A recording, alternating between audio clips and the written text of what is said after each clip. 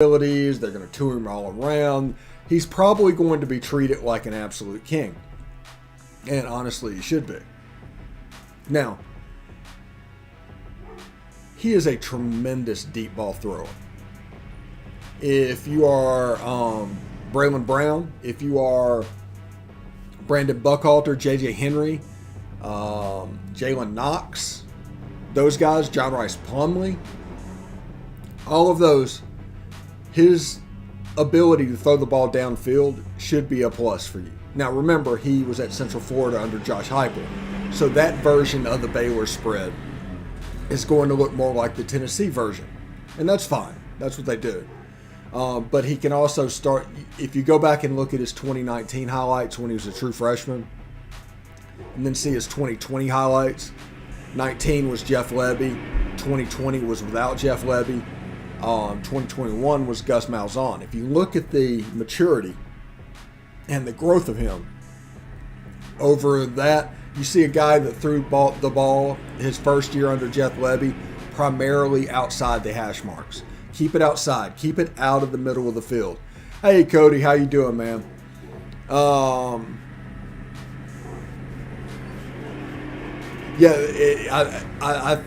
I think we're going to come out of the season pretty much okay. I think we're going to be okay this season. And the fact that Dillon Gabriel's on campus doing an official visit means that Lane Kiffin's intending to stay here. And if Lane Kiffin's intending to move, if Lane Kiffin moves, Jeff Lebby is going to. He's a de facto coach in waiting. So we'll see with this Dillon Gabriel situation. I'm excited. The rumor of the contract is somewhere around $8.5 million, $8 million, I think. And it'll be interesting. Now, Coach signed an extension before the Outback Bowl last year. The media and everybody else found out the terms of that extension in July.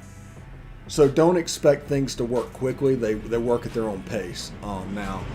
But I'm kind of with you. Just get him signed.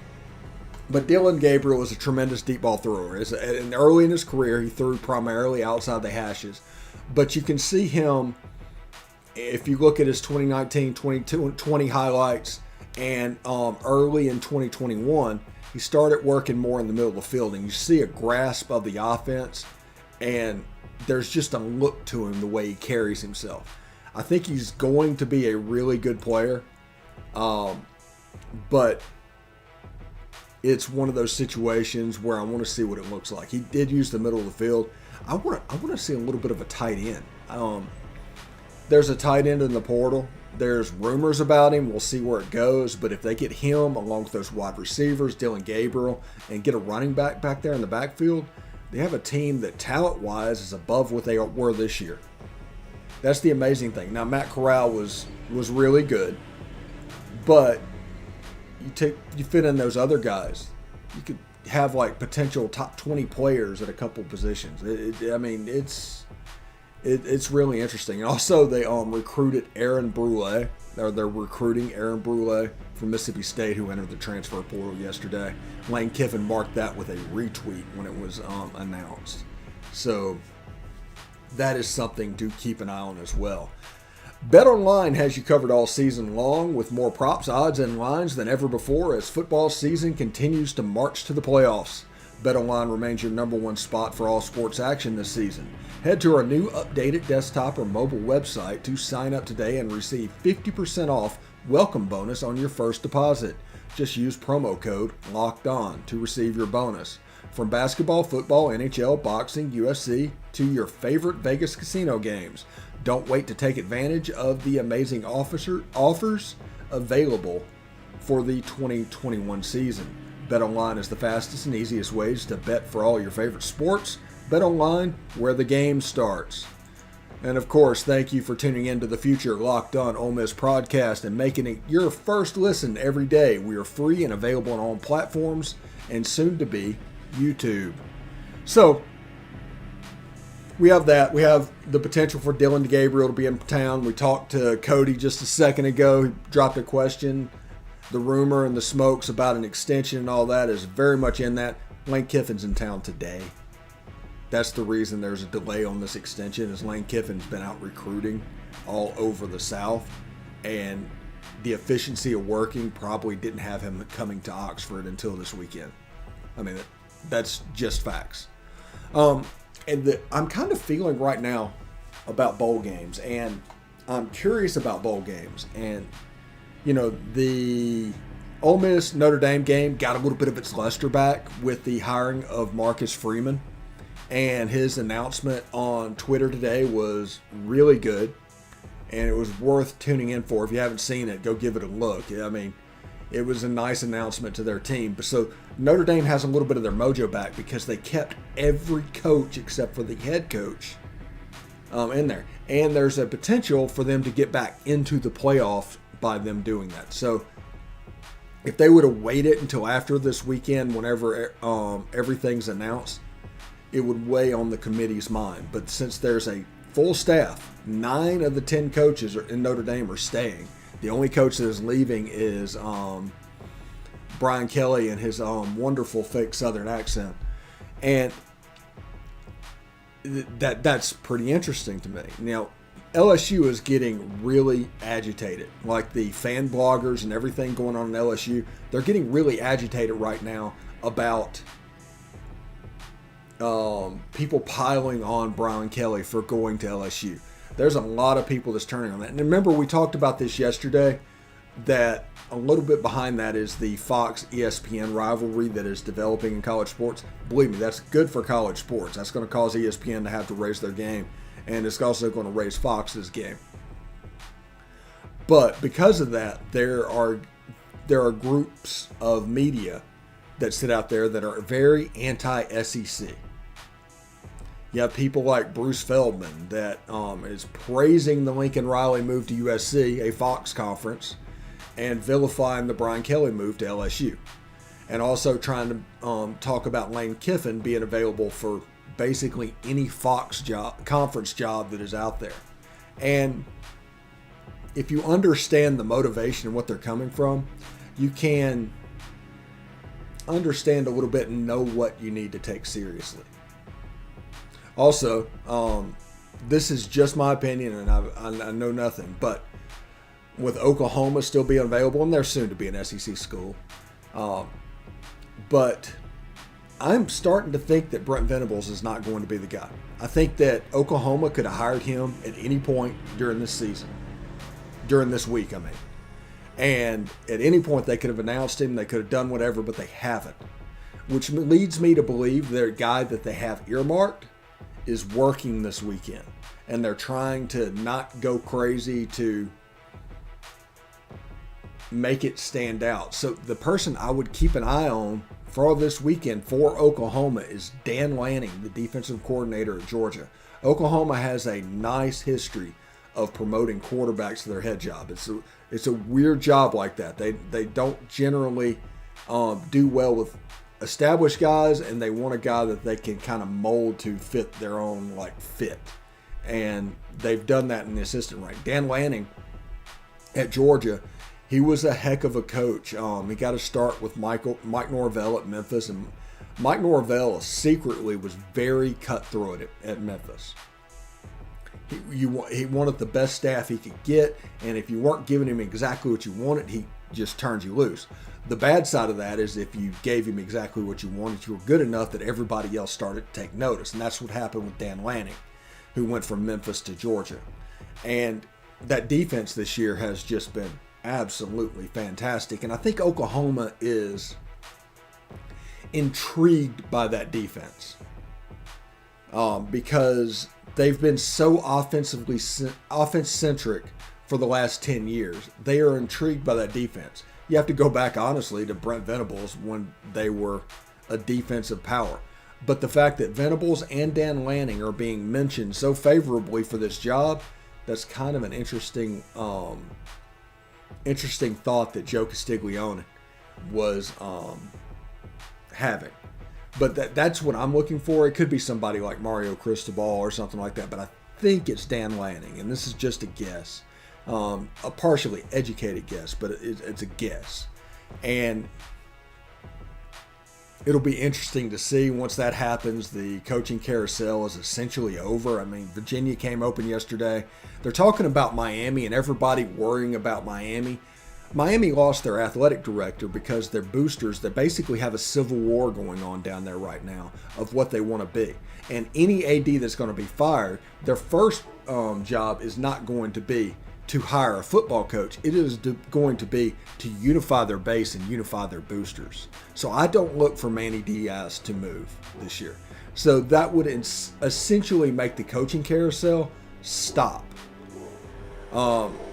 And I don't think the offensive coordinator is going to end up being Jeff Lebby at Georgia, especially with Dan Lanning. It's going to be a pro-style guy. It's going to look more like Todd Monken and everything that's going on with the Georgia Bulldogs, because those guys protect their defense. Any offenses out there, they're not going to do a ton of play volume offensively. Those guys protect their defense. They're going to, I would expect anything crazy, but they're expecting 70 plays a game for both offenses, not 90 plays a game. Now, Ole Miss is going for 90 plays a game. That's the reason they play the type of defense they play. Play volume. It's important because play volume is an absolute thing. Duke, I think, Cody, I think Duke is probably going to get one of those assistant coaches that nobody's really thinking about. I mean, it could be somebody like Josh Gaddis at Michigan could get that job. But I think that's the direction they're going to go. I'm curious to see what Coach Cut's going to do. Not necessarily coaching, but maybe he'll move off the field and kind of tweak that retirement even a little bit more, because his buyouts at this point have to be really freaking good, honestly. So, let's see. This weekend's game, whenever we come back, we will talk a little bit about this weekend's games again. My feeling at the moment is now Alabama winning the game outright over Georgia. I've talked myself into that as the week has gone on.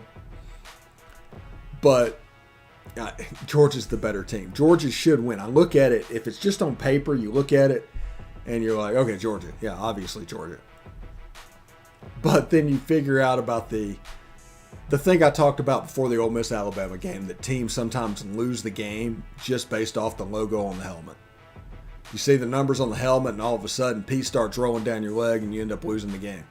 This is going to be the biggest game of the year by far for Georgia. I've told y'all all year, either quarterback could go 12-0 against this schedule. They have a good team. Everything's going on. Either quarterback could have gone 12-0. What they needed JT Daniels for is the SEC championship game, which what they need JT Daniels for is the college football playoff. Now, Stetson Bennett has so much capital with that fan base, they can't play JT Daniels. It's going to be a Tua reverse type situation if JT Daniels gets into the game. And it'll be interesting to see, but this is the honestly last chance for him to show. And I think Stetson Bennett, I'm worried about him against Alabama. You take Will Anderson, you take Henry To'oTo'o, and you limit Georgia's passing game to where Alabama knows what's coming. That's real similar to what Auburn did last week with TJ Finley and Tank Bigsby and those guys. And they scored 10 points. And the whole secret to beating Georgia is having a defense that can hold Georgia to under 10 points or less. It's a game that you have to win 17-10. Because their defense isn't going to give up over 20 points. So you have to win that game 17-10. 13-10, 14-10, something like that has to be a game you can win. In modern college football, that is so rare. That is Georgia's wheelhouse. If Georgia scores 21 points, it's over. It doesn't matter who the quarterback is. And it's honestly gotten to the point where I'm like, Stetson Bennett can go 12-0 against the SEC. I think Stetson Bennett can win the SEC championship. I'm curious what Stetson Bennett's going to be able to do against the Michigan Wolverines, against the Oklahoma State Cowboys. That's what I'm kind of curious. I want to see a Georgia-Michigan game because that game is going to be just physically dominating. They're both going to try to overpower each other. You got Aiden Hutchinson and all that going after the quarterback. There's some matchups there that I would be interested in watching, and a Georgia-Michigan national championship game would be something completely different that we haven't seen before, and it would do wonders for the ratings. The flip side of it is, of what I want, is if Michigan were to lose to Iowa, they would not make the playoff, and none of the Alliance teams would make the playoff. There'd be no Big Ten teams, there'd be no Pac-12 teams, there'd be no ACC teams. All of a sudden, you would have essentially an SEC and Big 12 invitational, and that is something I'm interested in as well. All right, don't compare Built Bar to holiday desserts. We don't want people to feel guilty about enjoying the holidays. Between this holiday season, grab the protein bar that tastes like a candy bar and even better than a candy bar. Built Bar, filled with holiday goodness, rich with decadent flavor, covered in chocolate, but amazingly low in calories, sugar, net carbs, and fat, and high in protein. You get the best of both worlds. Want to cozy up with something warm? Here's a holiday secret. Dip your Built Bar into a piping hot cocoa. Let it melt a little bit and give your beverage a little bit of that Built Bar flavor. Plus, you'll have a nice melty Built Bar to go with it. Be sure to have a couple of napkins on hand. Go to BuiltBar.com, use promo code LOCKED15 and get 15% off your order. Again, use promo code LOCKED15 and get 15% off your order. That's Built.com. Built Bar. Seems like it's going to be pretty good. So I am pretty excited about all the championship games is going on. You know, I talked about the Alabama-Georgia game. It has to be a low-scoring game for Alabama to win. I know Alabama's explosive offensively, but the defensive line has been shown to be able to affect Alabama's offense, like really affect Alabama's offense. And in doing so, I mean, now Georgia's in the building. I think Dan Lanning and Kirby Smart are going to blitz Bryce Young into oblivion. I think a play, maybe, they'll be able to hit Jamison Williams over the top. But this is a game that this is the old school Alabama defense from back in the day. This is a boa constrictor. And I think they are going to turn tables against Alabama. And they're going to end up winning this game like 24-10. I think that's what I'm thinking. I've talked myself into Georgia winning again, even though every part of my body makes me think that Alabama, for some reason, is going to be able to pull it out. But I think Georgia's probably going to win this game 24-10. I'm interested in the Pac-12 championship game. Will Utah be able to outduel Oregon tonight? We will see. Iowa and Michigan, it would be a very wonderful thing if there was no Alliance teams in the playoff whenever they're trying to thwart the playoff expansion, and they would cost themselves berths by not being in it. Same thing goes with the ACC. That'd be fun to see as well. I think that's going to do it for the POMcast. I'm going to give you a couple minutes back early for our farewell edition. Tune in December 13th for the Locked On Ole Miss podcast. Search your favorite podcatcher. We're on all things for the Locked On Ole Miss podcast. There's an old feed that's already in there. If you search that one and it comes up, subscribe to it. That's where we're going to be. Whenever we get a YouTube link, we're going to put that up. If we do not have one by December 13th, we are going to go live right here. We're going to do video either way. So understand that. But once we have a YouTube link, we're going to post that, and we're going to do the chat and the whole 9 yards that we're planning on to do for the Locked On Ole Miss podcast. Rumor is Dillon Gabriel in town right now for the next 48 hours. Obviously, if he commits this weekend, there will be no shows next week. We will be completely dark. I'm going to enjoy a little bit of Disney vacation. And that should be a lot of fun. So anyway, thanks for making the Locked On Ole Miss podcast your first listen every day. The next one will be instead of the future, it'll be the first Locked On Ole Miss podcast. Now make your second listen Locked On Bets, your daily one-stop shop for all your gambling needs. Locked On Bets, hosted by your boy Q, with expert analysis and insight from Lee Sterling, is free and available on all platforms. POMcast has been a heck of a ride. Thank you very much for taking it with me. Whenever we meet again, it'll be the Locked On Ole Miss podcast. Until then, though, hotty toddy.